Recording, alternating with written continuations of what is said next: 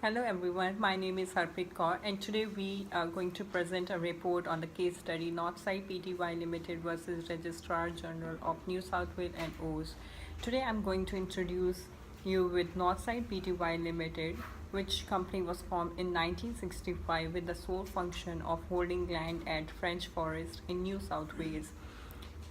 Robert Ellis, Robert Sturges, and John Lees. These were the three directors of the company who owned or controlled all the shares of the company. On 14 November 1979, an accountant, Mr. Hodder, who had been acting as a secretary of the company, resigned from the office. On the same day, Gerard Sturges, the son of Robert Sturges, signed a consent as a secretary on his father's request. Neither Lees or Ellis knew of the statutory return of the change, which was signed by the Robert Sturges on 20 November 1979. Further, I would request my friend Sangeeta Limbu to come and discuss about the breaches done by the Robert Sturges in this case. Thank you. Thank you, Harpreet.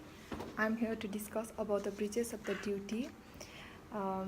There are the major two breaches done in this case by John Robert Sturges. Here, the John Robert Sturges appoint his son as the secretary of the Northside Development without the consent of the other two directors, John Carlton Watson Lees and John Robertson Lees.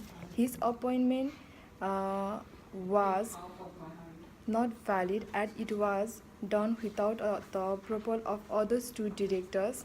Now, the next breaches of the duty was the Northside mortgage land to the Barclays Company was sold to the third party due to the misuse of the power and the authorities of the John Robert Sturges.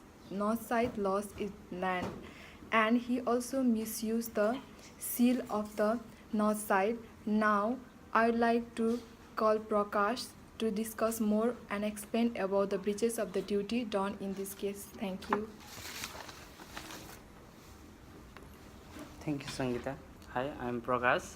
I'm here to tell about the duty, why the duty was breached. In this case, the Northside sought for damages under the custody of Barclays Credit Corporation Holding Private Limited, breach of Section 127 of the Real Property Act 1900. In this case, Robert Sturges and Gerard Sturges signed on behalf of Northside Development Private Limited, in which they were board members. The plaintiff Northside seems to be the origin of the problem.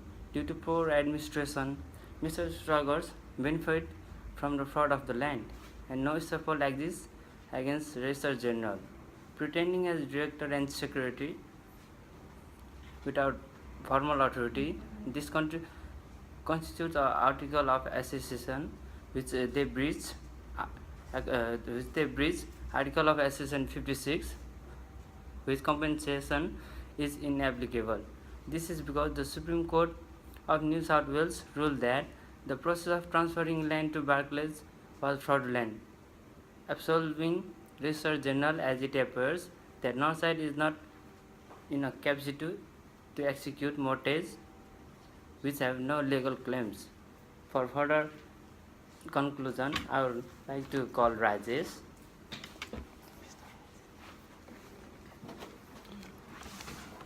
Thank you, Mr. Prakash. I'm Rajesh Brazuli, and I'm speaking about decision and the conclusion of the report. At first, Jay concluded that the mortgage could not be said to have been executed by the appellant. He then turned to the question whether or not the mortgage could still take effect.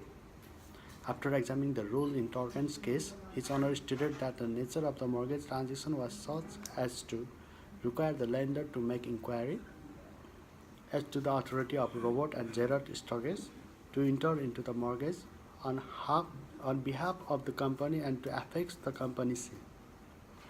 No evidence was put before His Honor as to what, if any, inquiries Barclays have made.